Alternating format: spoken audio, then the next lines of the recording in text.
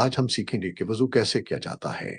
سب سے پہلے ہم اللہ تعالیٰ کا نام لیں گے اور کہیں گے بسم اللہ۔ پھر ہم اپنے دونوں ہاتھوں کو اچھی طرح 3 بار دھوئیں گے اور پانی انگلیوں کے بیچ میں بھی ڈالیں گے۔ اس کے بعد ہم پانی منہ میں ڈال کر 3 بار کلی کریں گے۔ اسے کلی یا مزمزہ کہتے ہیں۔ پھر ناک میں 3 بار ہلکا سا پانی ڈال کر باہر نکالیں گے۔ اسے ناک میں پانی ڈالنا یا استنشاق اور ناک سے پانی نکالنا یا استنثار کہتے ہیں۔ اب ہم 3 بار پورا چہرہ دھوئیں گے، پیشانی سے لے کر ٹھوڑی تک اور ایک کان سے دوسرے کان تک۔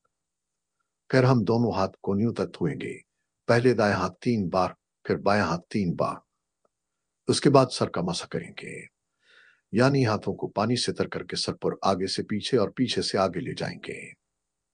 پھر ہم اپنے کانوں کا مسح کریں گے، اندر سے بھی اور باہر سے بھی۔ آخر میں ہم ٹخنوں تک اپنا پاؤں دھوئیں گے، پہلے دایاں پاؤں 3 بار، پھر بایاں پاؤں 3 بار۔